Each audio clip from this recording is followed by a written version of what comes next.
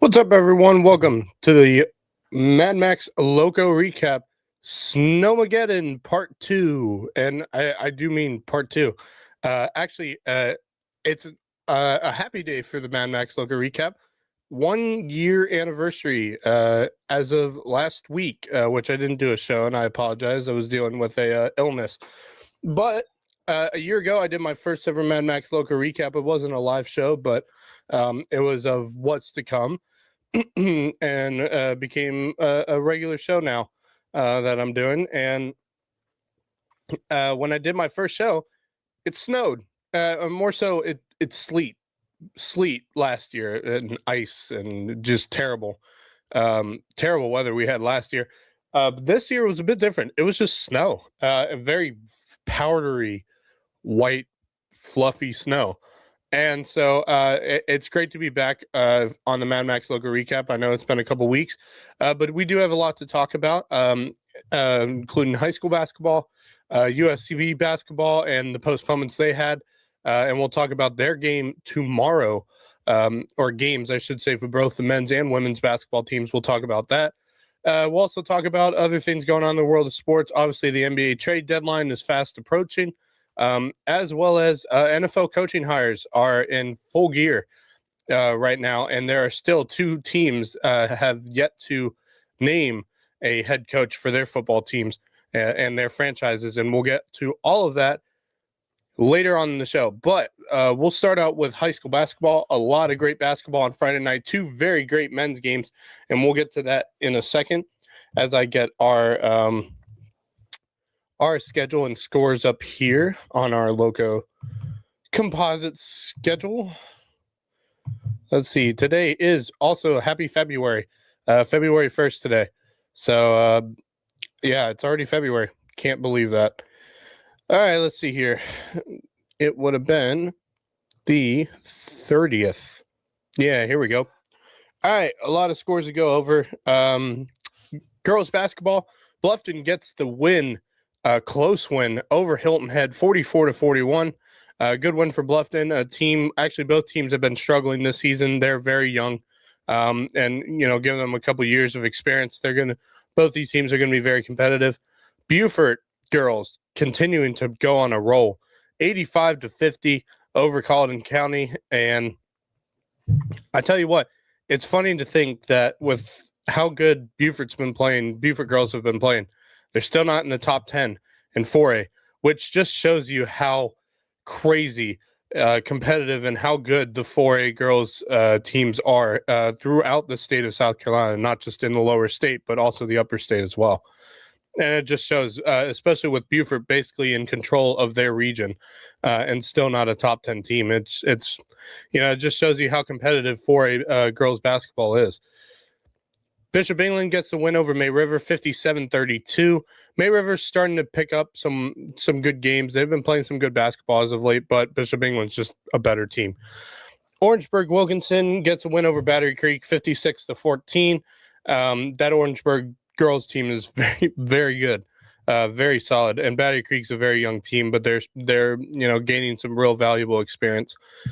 Whale Branch gets the 34-24 win over Edisto girls. Whale Branch girls basketball, keep an eye on them. I have a feeling, obviously they're probably going to make the playoffs, and I'm intrigued to see how far they can go. Barnwell gets a 36-30 win over Burgess Prep. Those two teams both have been struggling this year, especially Burgess Prep, but that's a good game for Burgess Prep to keep it pretty close against Barnwell. I do not have a score yet for Denmark Olar and Ridgeland, but I'll see if I can find it.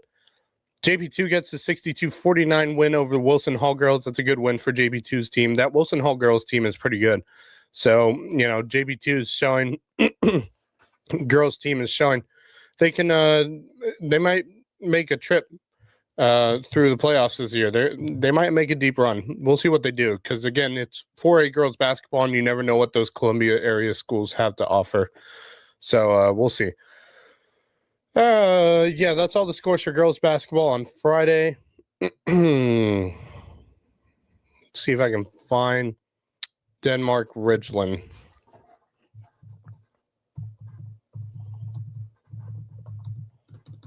Let's see here. Here we go.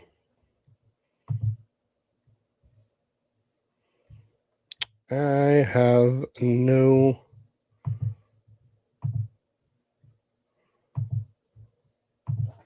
See if Denmark has it.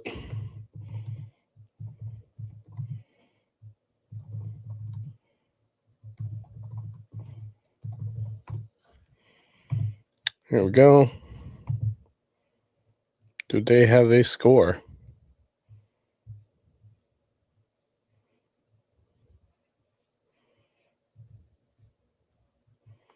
No, they don't. That's unfortunate. So they don't have a score for that one. So if it does come up or someone does have the score from that game, please feel free to, put it in the comments.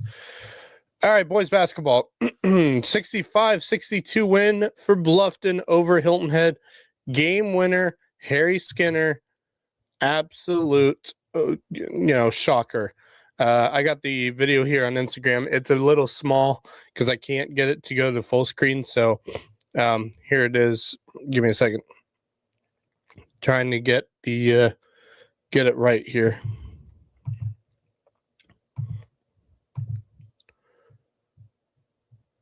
And sorry, the video was gone. So give me a second. I'm trying to get the video to start again. Here we go.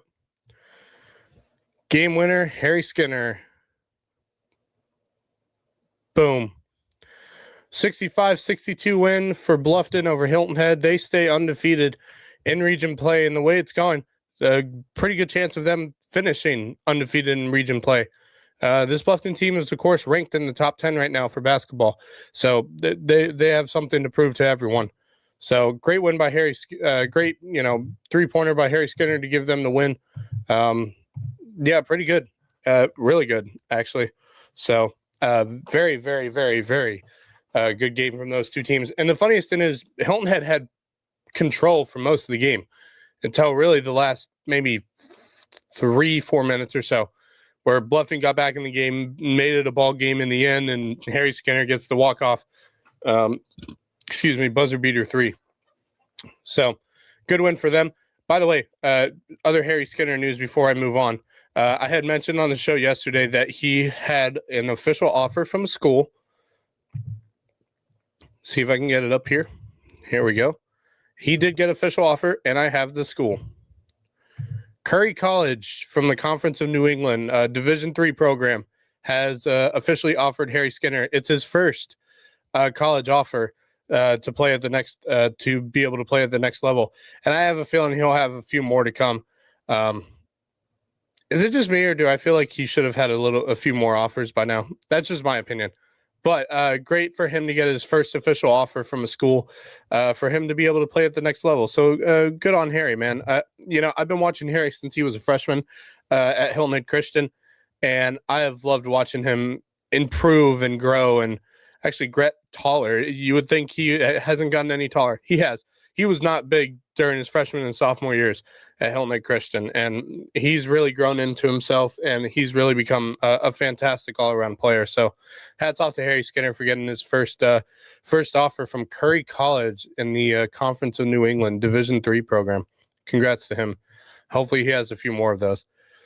All right, other scores. Beaufort gets the win over Colleton County, 67-58. Beaufort struggled this year, but I was expecting Colleton County to make it a better ball game than this was. I was thinking Colleton County would get the win in this one, but Beaufort showed it. And they got a young team, but they got a very talented team. They just got to get some more experience. And I think in a couple of years, if none of these players go to other schools, this Beaufort team could be really strong. May River. May River gets the eke out with a 59-58 win over Bishop England on the road. Not an easy place to play. I know we talked about it last night on our Logo Sports Lowdown. For me, May River, while I think they had a soft non-conference schedule, with that game against Bluffton at the BC Classic, I just thought to myself, the only team I can see stopping May River is Bluffton. And Bluffton has beaten May River since that overtime loss at the BC Classic. I'm just shocked that May River's got a 4-3 record right now, and almost was a basically a 3-4 record had they not have won that game last Friday. It's scary to think, because I really do like this May River team, and I think they're very good. Do they lack in size? Yes. Do they lack in a bit of with that size physicality? Yes. Although I will say their defense is pretty staunchy. They are a real aggressive defense. And they're a very good fundamental basketball team. And the way they were playing, I was like, I don't know if anyone's going to stop them except for Bluffton. And then they lost to Beaufort, and they lost to Hilton Head, and I was like, okay, Hilton Head's a good team. I just thought May River might get over them. Then they lost to Beaufort, and I was like, okay, what's going on here? Why? How do you lose to Beaufort? This Beaufort team had a 1 win going into that game for the entire season, and their non-conference schedule wasn't that more difficult than May River's. So I was very, I was concerned for May River, and I'm still concerned right now. I mean, they are sitting tied for second right now with Hilton Head, but I mean, I don't know. I don't know. But it's a good win for them over Bishop England. Close one. I would say too close for comfort, being that it was a 1-point game. So I'm intrigued to see how May River finishes their season as they head into the playoffs. Whoever they play in the playoffs, they're going to get a dogfight with May River. Battery Creek.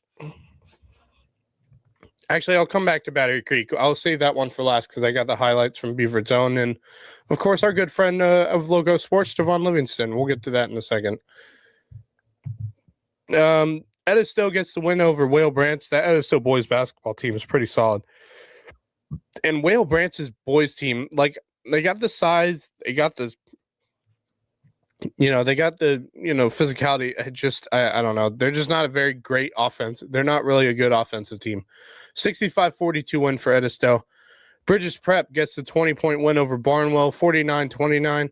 I know quite a few of those kids from Bridges Prep, including, Mike Sawyer, who's a very great player, and he's going to be a good player for another year or so. Denmark Olar, 58-44 over Ridgeland. That was a boys' game. I still haven't gotten the girls' game. I'm wondering if they actually played. And if they did, again, please put it in the comments for me. That'd be great. Over to Skiza, JP2 with the 74-70 win over what is a very good Wilson Hall team, a very solid and talented Wilson Hall team. So this JP2 team is really starting to show their colors and how good of a team they are. Thomas Hayward gets the win over Holy Trinity, 69-20. I believe it was senior night over there. I did see that on Tony O'Banner's social media handles. I believe it was senior night at Thomas Hayward this past Friday. So great win for Thomas Hayward on senior night. Hilton Head Christian, great win over Trinity Collegiate, 83-75. I'm telling you, man, this HACA boys team, I know they're not the most talented team, but boy, they're playing some good basketball as of late. I mean, they've gotten some good wins lately, especially over Prep and now Trinity Collegiate. And they fought hard against JP2 the other night. So, I mean, there's a lot of, upside to this Hilton Head Christian team for the future. Dorchester gets a win over Faith Christian. That is not, I don't know why. I think Marcus Walsh put these in here. Not really important to me. But Dorchester 71, Faith Christian 44. Pinewood Prep 84, First Baptist 44. I don't care. Don't care. Hardyville is supposed to be playing on Saturday. I don't think they played. So that's something I don't have to worry about. All right. Let's go to those highlights because Battery Creek was taking on a monster in Orangeburg Wilkinson, the number 8 team, Battery Creek, in 3A basketball versus the number 9 team in 3A basketball rankings, coaches polls. What a game these two had. And if the Bluffton Hilton Head game wasn't the game of the night, this one was. Just a real masterpiece by these two teams. Orangeburg is no joke, clearly. And what a game by them. just a really good game. Devon Livingston on the call with Beaver Tone. By the way, for those of you who don't know Beaver Tone, we'll also be on BC TV, Beaufort County TV. Good friends of ours as well. Yeah, great game for him to be streaming. At home, place was rocking. Obviously, if well, he's not there right now, but Justin Jarrett was at the game. He's somewhere in this picture. He's not there yet, but he was at the game. Said the atmosphere was electric, and usually is for a game of this magnitude for Battery Creek. So, great game by them.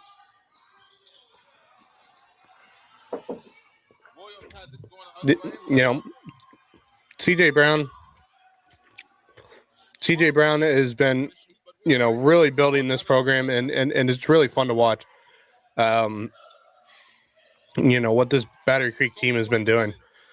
Getting some real big wins over North Charleston, getting some big wins over Oceanside at home, in quadruple overtime. It's really, really, really fun to watch these guys go at it.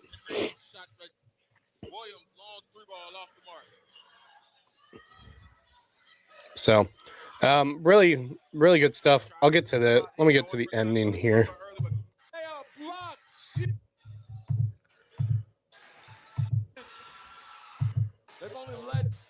So, tie game here. Battery Creek gets the bucket, makes it a 2-point game. Defense playing like they usually do, real aggressive. And another bucket gives them a 43-39 win, or a 43-39 score. Orangeburg made this an interesting one. And I mean, and Orangeburg had the lead for a good chunk of the game. Actually, I don't think at the end of any of these quarters, Battery Creek had the lead until they got to the fourth quarter. So, I mean, Orangeburg seemed to have been playing good basketball. I mean, Battery Creek was always right on their heel. So it's a really good comeback win by Battery Creek. And the funniest thing is that, I mean, Battery Creek only had, Orangeburg Wilkinson only had one team foul. So they had to keep fouling. And, I mean, it just took time off the clock. And, it's kind of, taking that time off the clock is pretty much what led to, Battery Creek getting this win here. So, yeah, I mean, really, just this Battery Creek team has been so much fun to watch. You get a foul there, try to foul here, and they do. So it sends Battery Creek to the line with basically 4 seconds to go. And he missed the first one. By the way, there's Justin Jarrett right there behind that, right next to that Battery Creek Dolphins sign there. Makes the second one. Missed the first one, so it's a 3-point game. And right here, I just thought he may have made this one in because it just looked like it was going to go in, but he missed it. Ball game, Battery Creek gets the win. They are now tied for first place.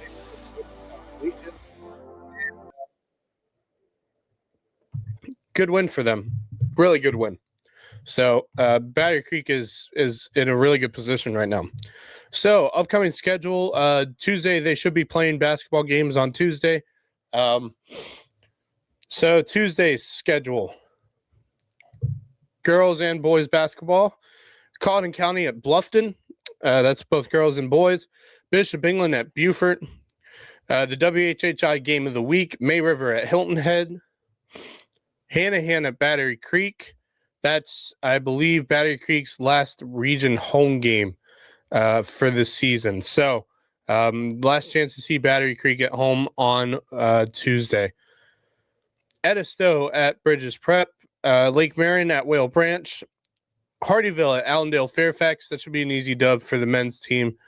Royal Live Oaks at Ridgeland. Should be good wins for the Ridgeland teams. JP2 at Trinity Collegiate. I think JP2 will get the win on both girls and boys. Holy Trinity at Andrew Jackson Academy. So those are the games coming up on Tuesday. Then on Wednesday. Man, Cross Schools has such a weird schedule. Wednesday, Cross Schools at Dorchester Academy. Thursday, girls basketball, Cross Schools at JP2.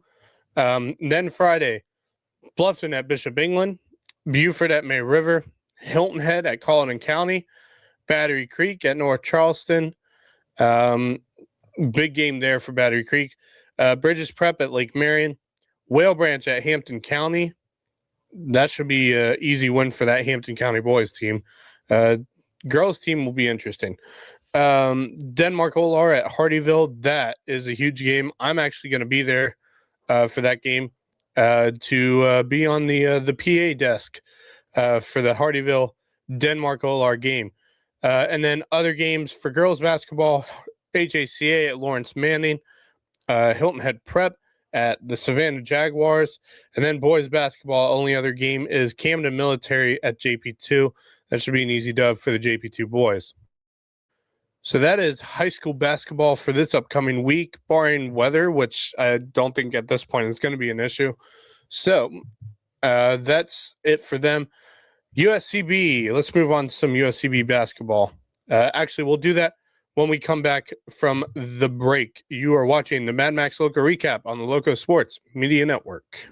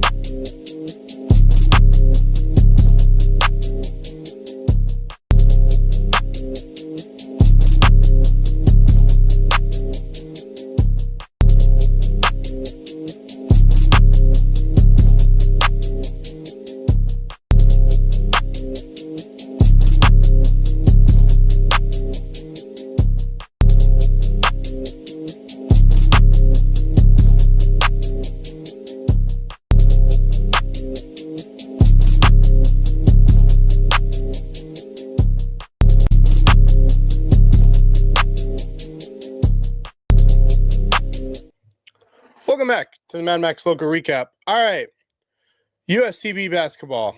Let's go over what went on last week. Wednesday night, USCB on the road at Augusta. Women's team gets the win in overtime, 82-70. Lydia Gattosi, 18 points, 4 rebounds, 4 assists. Tanaya Bowman, 17 points, 4 rebounds. Janiyah Hayward, 16 points, 10 rebounds, 4 assists. Pelote had 16 points, 4 rebounds, 2 blocks. Sand Sharks outscored Augusta 20-15 in the fourth quarter and 17-5 in overtime to get the win. Really good game by USCB. And by the way, that will put them, let me get up the standings here for where they are sitting right now. Nope, that's not the one. There it is. Okay, here we go. All right, so these are the current standings for women's basketball. Columbus State, who's currently ranked 17-3 record, 11-2 in conference play, but just basically, I would assume that's a game behind, maybe a game and a half. Might be a game and a half. Behind is USCB. Augusta, who they beat to take the second spot, 9-4 record with a 14-6 overall record. So really good win for this USCB team, an important win as well. We'll talk about their upcoming schedule in a second. They were supposed to play on Saturday, but we'll get to why it wasn't played on Saturday. Clearly, it was because of the weather. So hold on one second. Before we get to that, let's go over men's basketball. Men's basketball, great game between the two teams. We were watching it on the Lowco Sports Lowdown on Tuesday night as it was taking place. Augusta was basically, playing the long game and really airing this one out against USCB to where it looked like it may have been over for USCB, but they come back late in the game. Evan Kilminster being the clutch player as per frickin' usual. The killer, Killy, the minister of death, whatever you want to call him. He is Mr. Clutch for this USCB team. He has had more clutch games than I can count this season. It's probably like 4 or 5 games this year where it's come down to the wire, and you give it to Evan Kilminster, he'll get it done for you. And that's exactly what he's done so far this year. Really good win for them. 91-90 win over Augusta, who's young but very talented team. And due to injuries, I think if they didn't have injuries, they'd be sitting in a much better spot right now. And we'll get to the basketball standings in just a second. Let's go over some of the stats here. Evan Kilminster, 24 points, 2 steals, 3 assists, and a rebound. Dominic Geeson, 10 points, 2 assists, and 2 rebounds. Nolan Paladugu, 5 points, 2 steals, 2 assists, and a rebound. Kevon Price only had 1 point, but he had 2 assists and 1 rebound. I think Kevon is trying to get back into the gist of things after the injury time he took off. Kawan Anderson had a great night. 15 points, 2 steals, an assist, and 4 rebounds.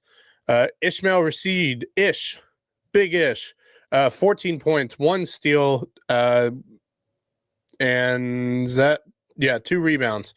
Hudson Norton, he had a good night. 8 points. 8 points and 3 rebounds. Shea Champagne, 5 points, 3 rebounds, and 1 assist. Lucas Platana, he had some time in the game, 3 points, 1 steal. And really, that's all the scoring right there for the Sand Sharks. I mean, look, they played really well, and they came back from behind. I mean, they had a really good game. But Augusta was playing some great basketball. Elias Pauson had 23 points for them, 4 assists, 3 rebounds. Augusta's a really good team, and I'm telling you, next year they're going to be a handful. Just from watching that game against them, they're going to be really dangerous, especially with how young they are. I mean, this team is mainly a couple juniors, maybe 1 or 2 seniors, and a lot of freshmen and sophomores. This team is kind of like that USCB team a couple years ago, where they had a lot of young talent. So they're going to be a handful next year. But that's a good win for USCB. Now, standings. Bring them up here. Here we go. Lander, obviously in first place, 10-2 in conference play, 15-4 record overall. USCB, 15-5 record, a 9-3 record in conference play, only a game behind the Bearcats of Lander. Georgia College, with just behind USCB, a game behind, and then half game behind them is Columbus State. Flagler, also, right in the mix there. Georgia Southwestern, right in the mix as well. And then you look at towards the bottom of the standings. North Georgia's had a rough going in conference play this year, 5-6 record. USC Aiken's 5-7 record. Augusta, despite how good they are and how talented they will be next year, 9-14 overall record, 4-9 in play. Middle Georgia, 3-10 record, 7-13. They're a new team to the conference, but Clayton State, 2-18 record and 1-11 in conference play. So USCB is playing some real good basketball right now, and has continued to play some really good basketball. But Lander is right there with them, and that leads us to our Monday schedule. So on Monday, tomorrow, Lander comes to town to take on the USCB Sand Sharks in both men's and women's. Women's game at 5:30, men's at 7:30. This one is important for both the men's and women's. Lander hasn't been great on women's basketball this year, but they'll give a fight to USCB. So that should be a really good basketball game. But it's the men's game that really matters here. A win, and USCB would hold the tiebreaker between the two. Actually, no, that may not be true, because Lander unfortunately just dominated USCB the last time they played, and that's just because USCB was missing a bunch of players due to illness and or injury. So USCB was not the team they were the last time they played Lander. This time it's different. They're much healthier. They're ready to go. They get the win here. They'll be tied for first place. But unfortunately, unless USCB absolutely plays a dominating game, Lander will hold the tiebreaker due to points, if I'm not mistaken, point differential. So, but a win and you're tied for first place. Lander loses a game, you could have sole possession if you win out.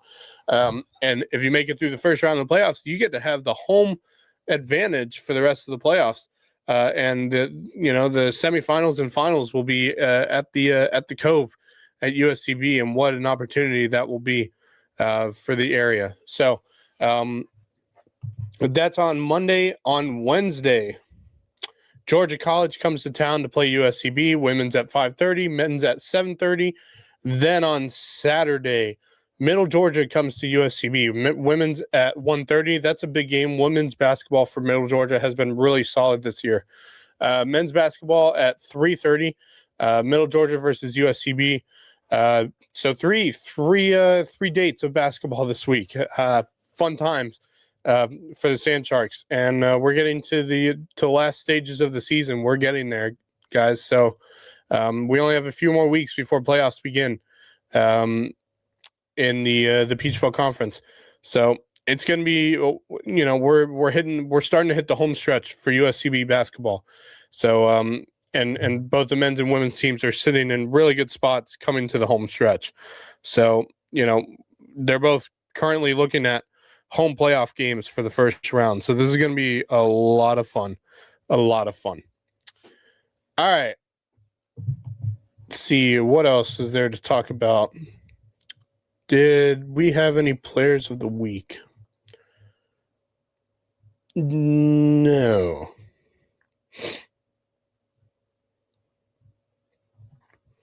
No, we didn't. No. Don't think so. Yeah, no, we didn't. All right, so that's pretty much it for USCB sports. Although softball, actually, let me get to USCB softball because they did play on Saturday morning. Get the scores up here. Played 2 games on Saturday. Let's see here.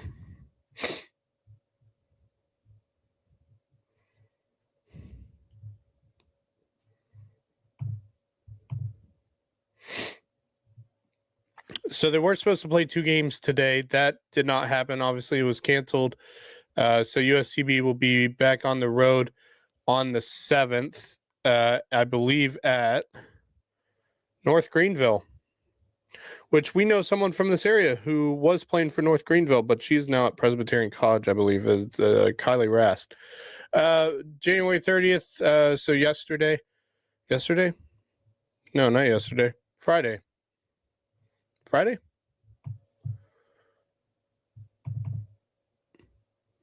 Yeah, that must have been Friday.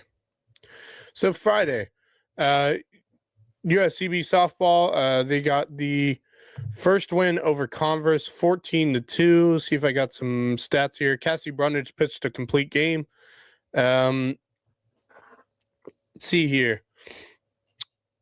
Okay, 14-2 win. Chloe Turner had 4 at-bats, 4 hits, 3 runs scored, 7 RBIs. Who else had a good game? Caitlin Boyette, 4 at-bats, 3 hits, 1 run scored, 1 RBI. Catherine Conway had 3 at-bats, 2 hits, 2 runs, and a walk. They were playing some really good ball. Saria Simmons, 1 for 3 with 2 runs scored and a base on balls. Really, really solid game by them. Let's see. Cassie Brundage pitched 5 innings, 5 hits, 2 runs allowed, 2 earned runs, 3 walks, 3 strikeouts. Really good game for her. Converse had 3 pitchers, and how many hits did they have as a team? 5 compared to USCB's 15. Good start for them. Then they went on to play. Who is this? Keene College of Tennessee. Solid team. USCB loses a tough one, 6-5 in that second game, but it's a good competition for them. Let's see. Caitlin Boyette, I believe, had another good game. 4 at-bats, 2 hits, 1 run scored, 1 RBI. Emma Reynolds had 4 at-bats, 1 hit, 1 run, 2 RBIs. Anyone else?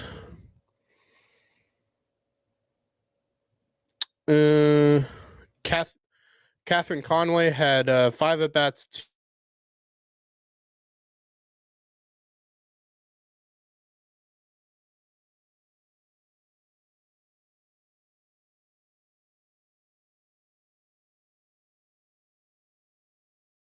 for USCB.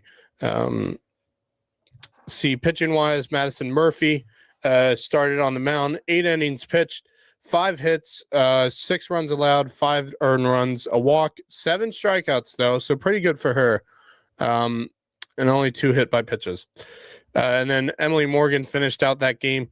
1 inning, 1 hit, no runs allowed, and no walks or strikeouts. So, look, obviously, Sierra Kinlaw is no longer with USCB, but it's this team is still really solid, and I have high feelings on USCB softball. Now, USCB baseball was supposed to play at home this weekend to start out their season. Obviously, that was canceled. I believe they were supposed to start out against.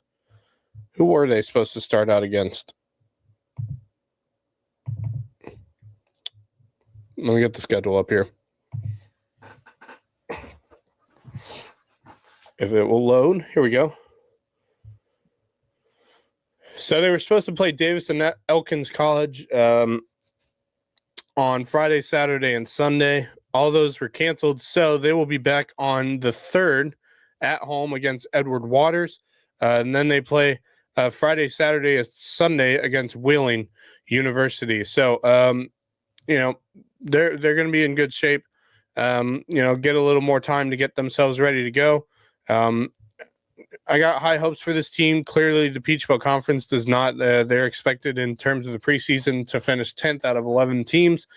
I have high hopes with a new coaching staff and a lot of chances, but not a lot of non-conference games. Basically, 3 games against Wheeling, 2 games against Edward Waters, and then they literally start Peach Belt Conference play against Georgia Southwestern on the road in Americus, Georgia. So, yeah, it is what it is. But I got high hopes on these. This USCB baseball team.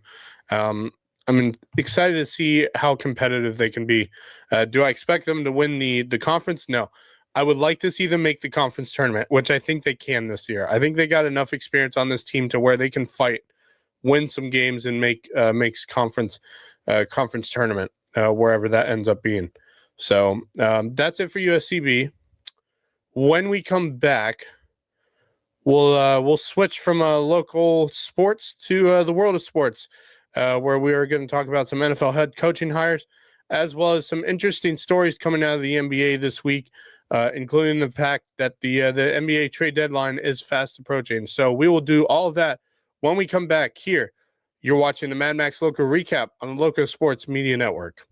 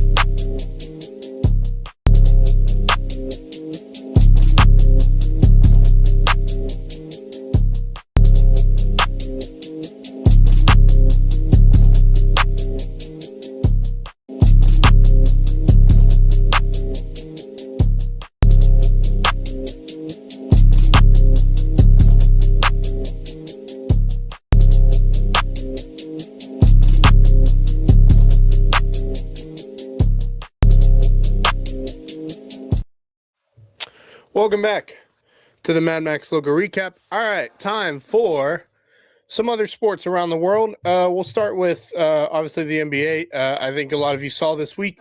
Actually, I believe it was yesterday morning. News broke out that NBA star forward Paul George was suspended 25 games for violating the anti-drug policy, the NBA's anti-drug policy, and I was kind of shocked by it because I quite like Paul George, and he's a fantastic player. Been a great player for years. Has dealt with various injuries, including that horrific leg injury that took place during a practice with Team USA years ago. That really derailed his career for a while. But he came back and he's still playing some great basketball. This one came out and I was kind of shocked by it.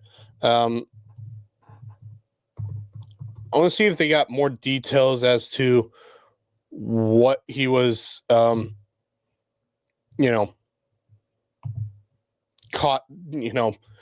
doing. I'm not sure. So I'm reading this here.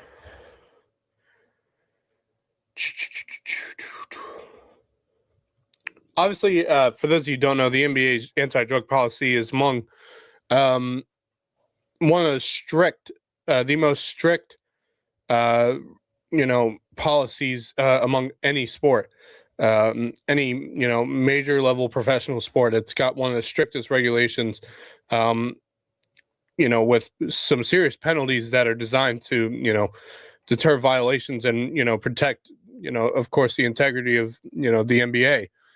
And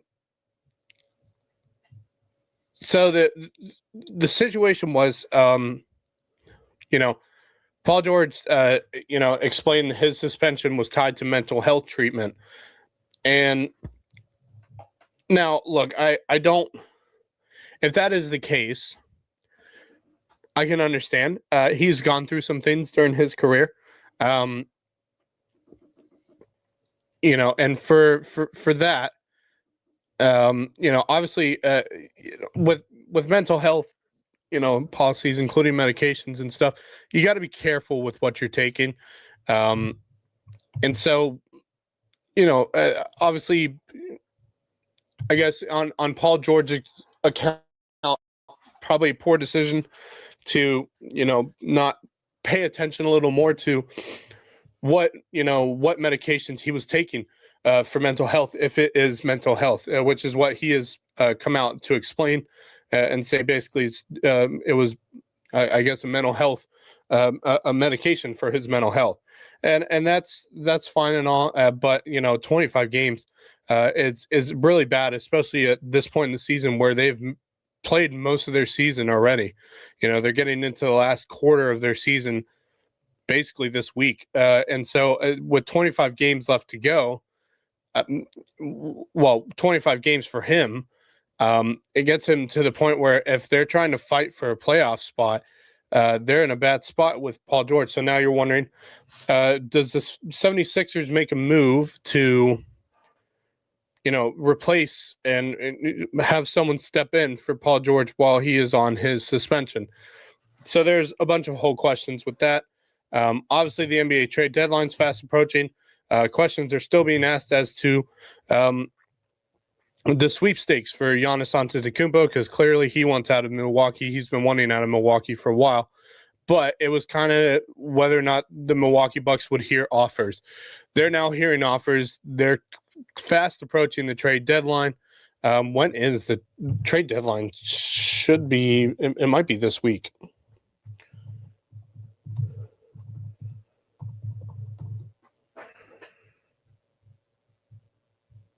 Yeah, it is this week. Yep, it will be the 5th. So this Thursday is the NBA trade deadline. Yeah, I had a feeling. So trades are going to start heating up this week. I'm intrigued to see who goes where. Obviously, Trae Young has been the biggest story so far. He's now in Washington with the Wizards. Hawks made a move this morning to trade another one of their players to the Portland Trail Blazers in exchange for a player. And I think a lot of other teams are going to start making moves coming into this week. we'll see who ends up going where. It might be very interesting, especially with Giannis in the mix for the NBA. So we could see some big trades coming up this week. So the NBA there, the NFL. Obviously, the Super Bowl is coming up. We'll talk about the Super Bowl next week. I really care because it's the Seahawks and the Patriots, kind of the two teams that didn't really want to see in the Super Bowl. I'm tired of the Patriots going in the Super Bowl. Hearing the Patriots making the Super Bowl. Now, give them credit. They have built into a fantastic team with a great coaching staff and Mike Vrabel. Drake May has been fantastic this year. They have a really solid team. The Seahawks, Sam Darnold's been fantastic this year for them, and they've been playing some really, really, really good football this season. So we'll talk about the Super Bowl next week. Obviously, we'll do the show right before the game starts. And who knows? We might do a Lowco sports show during the Super Bowl. Never know. We'll see. But in other news for the NFL, obviously head coaching hires had begun basically before I came on for this show. The last time I made, between now and the last time I did a show, a lot of coaching hires have been made. Obviously, Kevin Stefanski got hired by the Atlanta Falcons after being fired by the Cleveland Browns.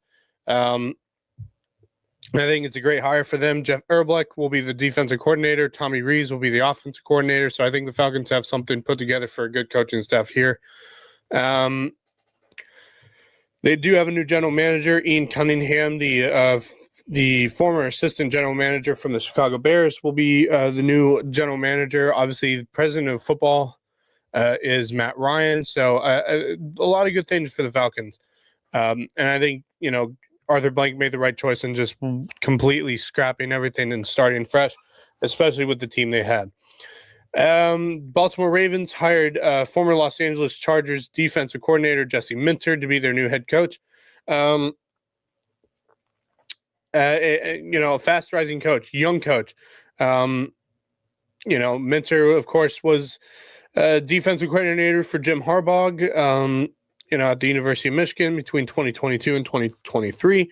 And of course, he was with the Chargers in 24 and 25.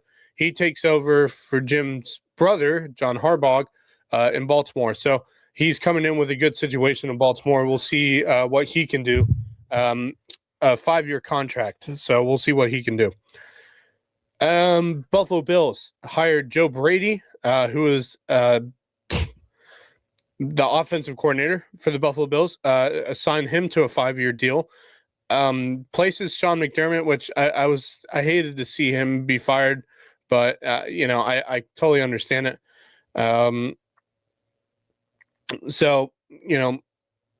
Jim Leonard's expecting to be possibly the Bills' next defensive coordinator under Joe Brady. Joe Brady, a young guy, has shown some really good signs of building some really strong offenses in his time as a offensive coordinator around the NFL. So I think it's a good hire by the Bills, but, obviously I kind of wanted to see if they would look outside of the Buffalo Bills coaching staff.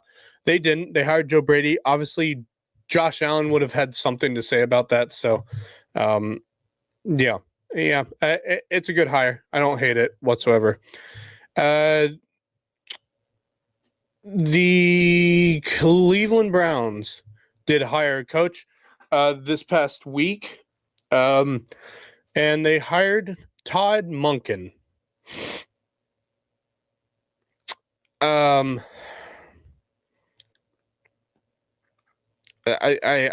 don't know what to say about that one. Obviously Monken, former offensive coordinator for the Baltimore Ravens, who had been there for the last couple seasons.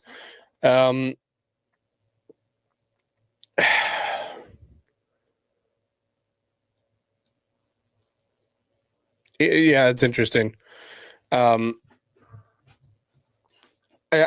wondering why go with Todd Monken. I mean, they had a great defensive coordinator in Jim Schultz you could have gone to, or you could have gone to someone young, someone energetic, someone who's rising fast in the ranks of football.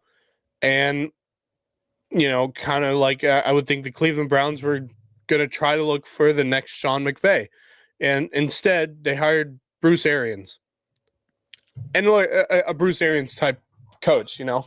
And I'm not saying Bruce Arians is a bad coach, you know, to hire. I mean, Bruce Arians was a pretty damn good coach during his time with the Arizona Cardinals and, of course, with the Tampa Bay Buccaneers, where he won a Super Bowl. I'm not saying it's a bad thing to hire Todd Monken, but here's my thing. He's never been a head coach in the NFL. Ever. He's never been a head coach in the NFL. And by the way, he turned 60 on the 5th, which really doesn't freaking matter. I don't know why people have a problem with the age and why it has to be a young coach these days. You would like to have a coach who's had experience in the NFL, but the thing is, he's never had a head coaching experience. And then everything that followed after his coaching hire, was that basically the Cleveland Browns had told Jim Schultz that they were going to pass him over and go with Todd Monken. He was furious, basically grabbed a box, grabbed all of his things, and basically said goodbyes to everyone and said he was never coming back. Now, the problem is he's still on contract. The Cleveland Browns still want to retain him, but there is no way in hell that Jim Schultz is going to be a defensive coordinator for the Cleveland Browns unless he comes back for money. That's it. I mean, if you're Todd Monken, you want someone as a defensive coordinator you can trust. I don't think Jim Schultz is the guy. And I really did think Jim Schultz was going to get that job over Todd Monken. And I mean, Sean McDermott was an option, right? Like, could that have not been an option? I mean, someone correct me if I'm wrong, but, you know, clearly the Browns didn't have much choices. I'm sure they went to some of the big coaches and they're like, would you like to come coach us? And I'm pretty sure all of them said, hell no. No. And it just shows you how dysfunctional the Cleveland Browns are right now. Miami Dolphins hired Jeff Haley. Halfley. Sorry. Jeff Halfley.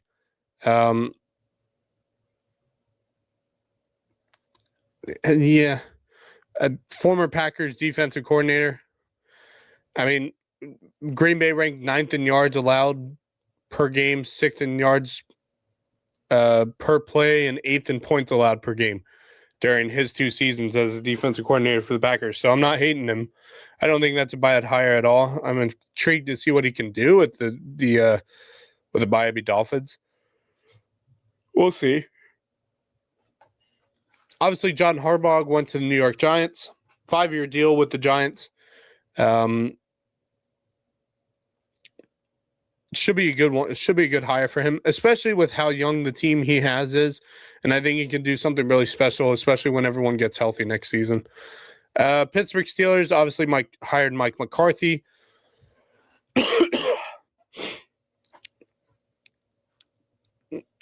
Yeah. I don't know if I like Mike McCarthy as the Pittsburgh Steelers' next head coach. Now, let me just say this. He's a Pittsburgh boy. He's from Pittsburgh. This is his home team. This is the team. I think as a Pittsburgh boy, this is the team you would have wanted to coach your entire life. And now he's getting the chance to do it.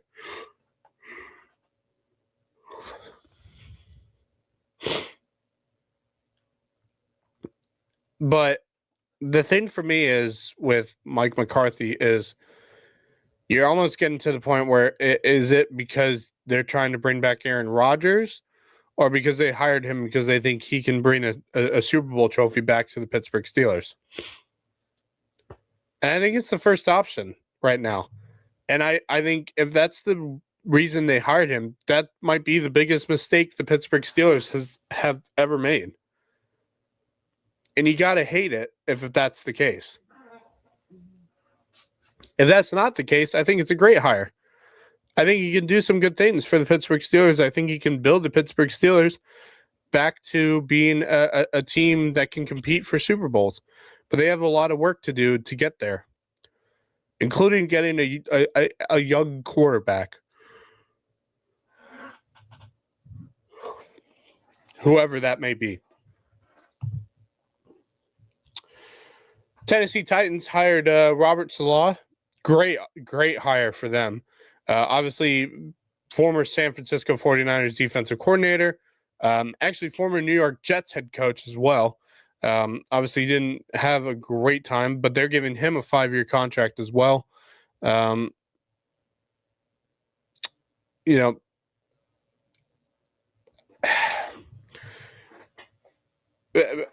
it's a good hire for them. I'm intrigued to see what he can do. Obviously, taking over for Brian Callahan, that they fired back in October, and they finished with a 3-14 record. But on the upside, they have a great young quarterback in Cam Ward, who I think can be a great player if he gets the right pieces around him, and an offensive line that can, protect him, which he didn't have this year. So it's a good hire. Teams yet to have hired, which would be down to among the head coaching openings, is now down to one. As today, the Cardinals have announced that they are hiring Matt LaFleur as their new head coach, former head coach of the Green Bay Packers. Or no, Mike LaFleur. Offensive coordinator for the Rams. Sorry, not Matt LaFleur, Mike LaFleur. Yeah, I was wondering about that. I was like, wait a second. Green Bay Packers still had LaFleur. I'm sorry, I read that completely wrong. Rams offensive coordinator is taking over as the head coach for the Arizona Cardinals, 5-year contract.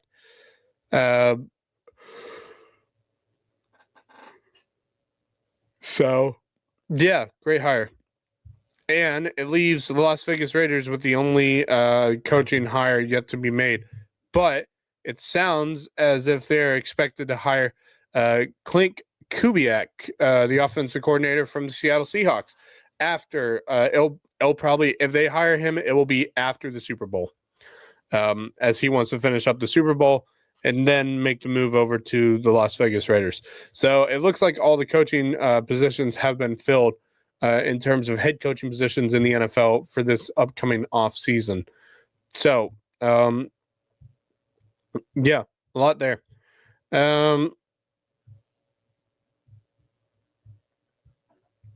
Yeah. So next week we'll do our show again, probably same time, 3:00 on Sunday afternoon. Get ready for Super Bowl Sunday. Obviously, this week we have the Pro Bowl festivities taking place, of course, in San Francisco, where the Super Bowl is being played at Levi Stadium. Not really in San Francisco; it's Santa Clara.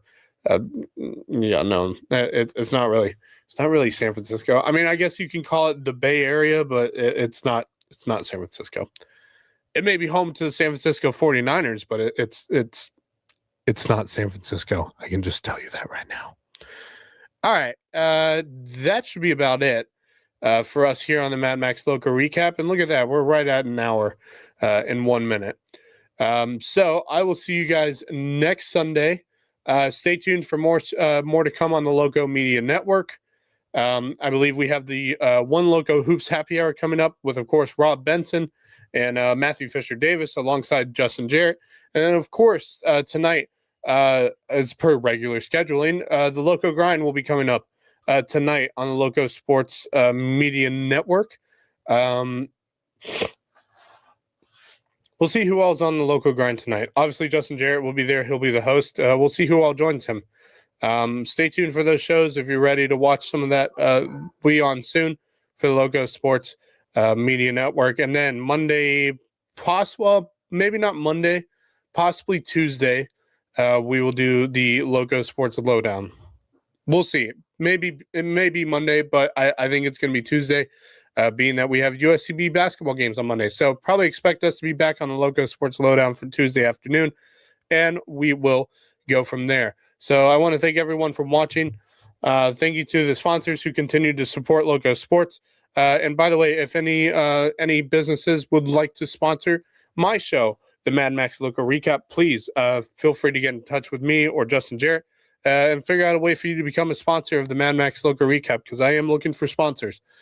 So But for the sponsors that support us at Lowco Sports, I want to thank you guys for continuing to help us go and grow. And thank you for continuing to watch my show. It's been a great show, and I look forward to seeing you all next Sunday. And that's going to do it for us. This has been the Mad Max Lowco recap. And until next time, go Lowco.